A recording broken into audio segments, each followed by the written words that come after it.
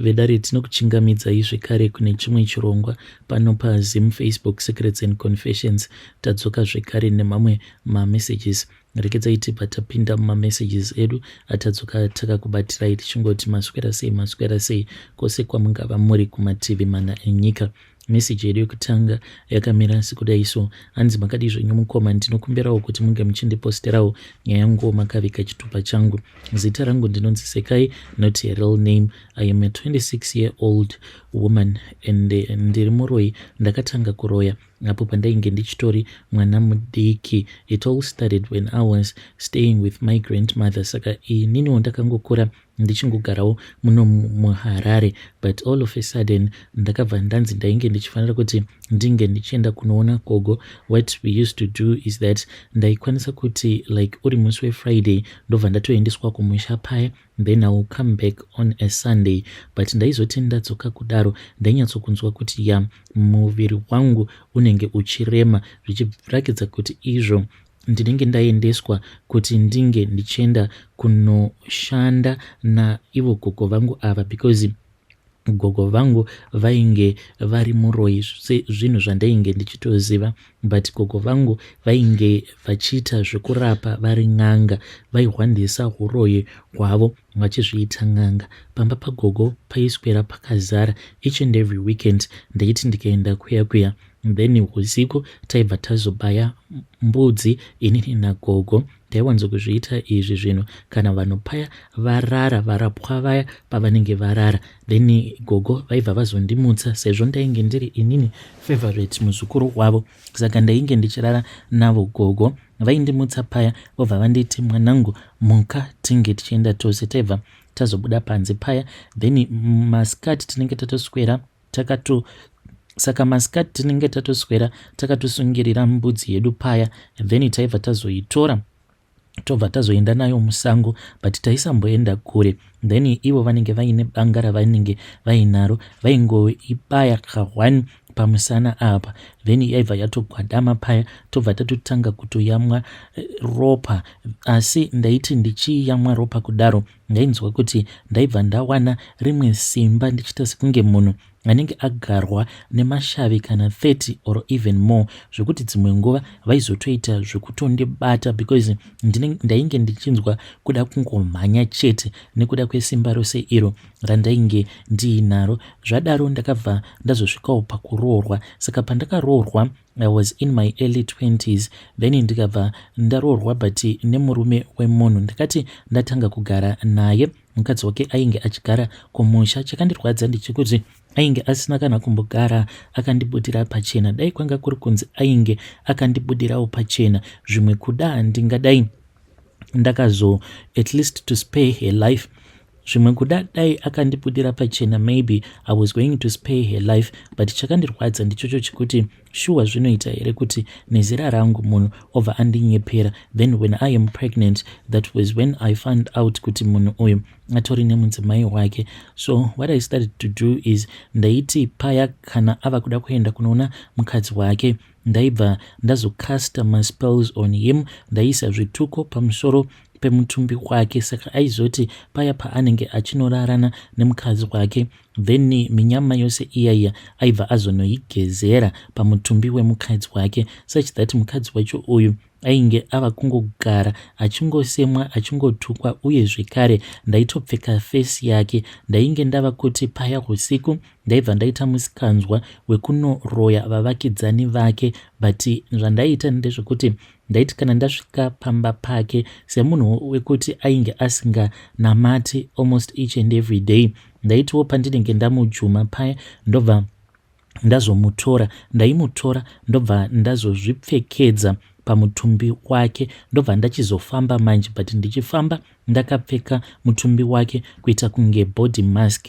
Then ndaibva ndatopinda padzimba dzevavakidzani vake ndichitoroya vanhu paya, zvekutoti zvaitova neproof. Ndinorangarira kuti nerimwe gore zvandakamboita ndezvekuti ainge abva mukunetsana neumwe mukadzi muvillage imomo. Saka ini ndainge ndakamutemerera nyora, because kune nyora dzehuroi, then kunobva kwazoita dzimwe nyora dzekuti kana muroi achida kuziva zvose izvo zvinenge zvichiitika muupenyu hwako, temerera nyora idzodzo dzekuti dzinenge dzava kuita kunge GPS signal. Zvose izvo zvaunenge uchiita, iye anenge achitoona mamovements ako in real time. Ini ndinenge ndichiona sekunge like a vision. So kana ndiine munhu wandinenge ndatemerera nyora idzodzo, saka nyora idzi ndainge ndakadzitemerera pavari amai guru ava. Saka ndaitoona zvose zvavainge vachiita. Ndaiti mazuva aya kana kuri kunzi vakaenda kuchechi, kana kuine umwe mufundisi anenge auya achinzi mufundisi iyeye anenge aine masimba, then ndaibva ndazotanga kuita kuti vange vachizokotsera. Ende ndaiti paya panguva iya yekuti zvinenge zvichinzi vanhu chiuyai kumberi munge muchinamatirwa, ivo ndaibva ndazovapfeka zviya zvekuti ndaibva ndazongoita kuti vange vachingonzwa kungorukutika vachizoti ndichazonamatirwa later on, kudzamara vanhu vatopedza kunamatirwa. Saka izvi ndainge ndichizviitira kuti vasambofa vakawana mukana wekuti vange vachinamatirwa, because ndaitozvinzwa kutoti kana vakangobatwa musoro chete ndaitonzwa ndichitoda kutotanga kutomanifesta. So vaitoti kana vachinamatirwa kunyange nemunhu wandee nichiona kuti uyu haana kana simba, atoriwo nemadhimoni ake, but aingoti kana akangoti blood of Jesus chete, then ndaibva ndatotanga kutoda kutomanifesta kana kuri kunzi ndinenge ndakagara pamutumbi wavo amai guru. So ndozvandaivaita izvozvo. Then ipapo pandakazomonita mamovements avo ndakabva ndafind out kuti vainge vaine umwe mukadzi uyo wavainge vakabva mukunetsana naye nekudawo kwemakuhwa. Ndikabva ndatoona kutoti wainge uri mukana, ndainge ndichida kuti vainge vachinyanyisa kutovengwa, ende ndakabva ndazoisa mishonga iyo yekuti inokwanisa kuzozvifumura yega. Saka ndakatora micheka yangu nemimwe mishonga ndokubva ndazoenda ndikabva ndazonocherera mishonga iyaiya padhuze nemugodhi wepamba pemuvakidzani wavo uyo wavainge vanetsana naye. Zvadaro mukomana achi ndakabva ndazongosiya zvakadaro, handina kunyatsokufushira zviya zvekuti mushonga wacho unge uchikasika wafumuka. Then ndakabva ndazoenda zvekare pamba pavo amai guru ndikabva ndazocherera mushonga uyu wandainge ndichicherera pamba pavo wainge uri mushonga wekuti ivo vange vachizonongedzerwa. Mukadzi uyu kana kuri kunzi ainge achazodana maprofita kana kuzofamba kudzin'anga. Ndo zvandakabva ndazoita ipapo ndikadzoka zvangu kuHarare, but zvose izvi ndaizviita huri usiku. So then mangwana acho makuseni ndakatoona vision rangu riya ndichitoona movie rangu, then mangwana acho makuseni ndakatomuka paya ndichitoona movie rose rainge richitoitika kumusha uko. Then muvakidzani wacho ndopaakabva atoona kutoti pamba pake painge paine zvinhu zvainge zvakachererwa padhuze nemugodhi, akabva amhanya akabva anodana murume wake, uye zvekare ndokubva achizodana vaprofita vaya ndakabva ndatongovadzimaidza vakabva vatanga kudanwa nemushonga uya. Saka ivo vaprofita vaya ndaitozevezera munzeve dzavo vachitofungidzira kutoti vari kutotaura namweya mutsvene, izvo kwani vainge vasingatombotauri namweya mutsvene, but vainge ndini ndainge ndichitaura navo ndichizviidza mweya mutsvene. Then ndakabva ndatanga kuvarakidza ndichivaudza kuti mushonga wacho uri pakati. Muridzi wemushonga kana mukaenda pamba pake muchiona mushonga wacho wakadai. Ndo zvandakabva ndazoita ipapo mukomanashi, ndakabva ndazovarakidza paya.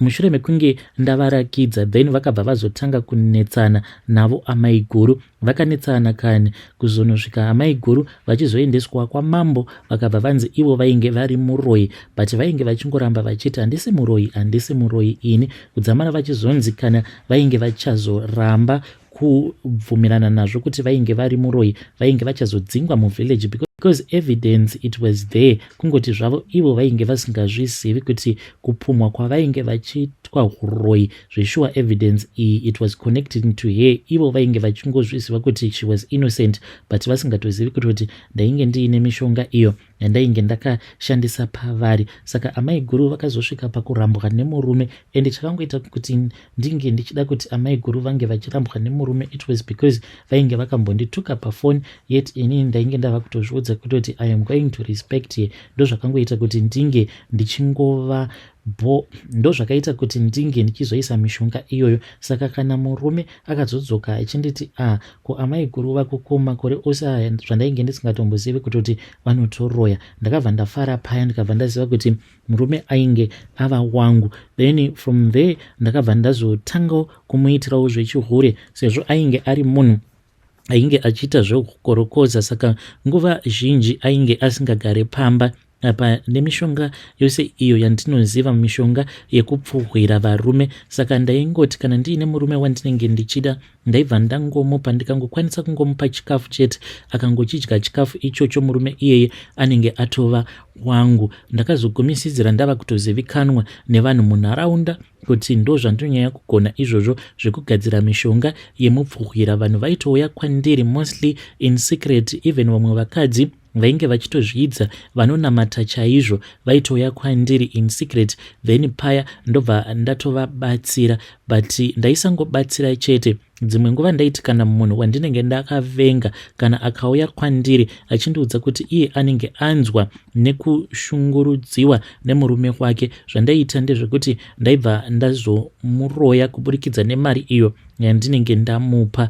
Then pane vamwe avo vandakamboroya, vanhu ava vainge vachigara panext door, they were a young couple. Saka vanhu ava ndaiti ndakavatarisa ndaingonzwa kungobhoyekana navo, so apa vainge vari vanhu vainge vari very friendly. So zvandakaita ndezvekuti ndakangonzwa kungobhoyekana nekamukadzi kacho, ndikabva ndati aka handisi kuda kuti kange kachizozvara, da kuti kange kachizofa kari kangomwa. So ndakabva ndazokumbira mimwe mishonga iyi ndakatoita kutogadzirirwawo nevamwe gogo. Mishonga iyi ndo inoshandisiwa, but iyi mishonga iyi inowanzokushandiswa mwana wako musikana paanenge achiri roundabout kuma 3 kunosvika 5 years. Ipapo vanhu ndo pavanofanira kuti vange vachichenjerera, because ipapo kana mwana ari kuma 3 to 5 years, people should be careful, because kuzonzi zvizonzi munhu anenge akaitwa ngomwa kuburikidza nekuroyiwa,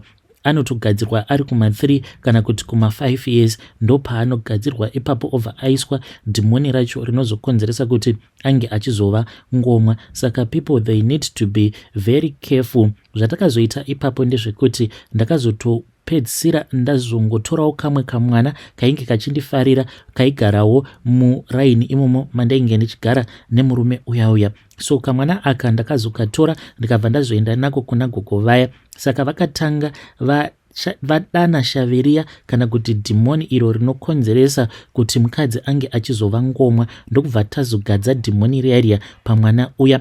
Saka dhimoni riya ratainge tadana rikanogara pamwana uya ndo ratakazoshandisa, sezvo iro rainge riine masimba ekuti ringe richikwanisa kudana mamwe madhimoni. Saka sezvo uyu muvakidzani wandainge ndichida kuti ange achizova ngomwa ainge akura, mishonga iyeya yainge ichinetsa kuti inge ichibatira paari, takabva tazoshandisa shavi riya rikabva razodana rimwe shavi, then shavi riya rakabva razoenda rikabva razonogara paari mukadzi uyu within 1 year, sezvo ainge abva mukutizira murume wake, nhumbu yakati yabata plus nedhimoni riya on top, because iwo madhimoni zvaanoita ndezvekuti muroyi anokwanisa kuisa dhimoni 1 pamusoro pako, but dhimoni riya rinobva razotanga kudana mamwe madhimoni. Saka iri dhimoni ratainge takaisa rinokonzeresa kuti mukadzi ange achizova ngomwa rakabva razotanga kuinvita mamwe madhimoni, but inini randakatowitnessa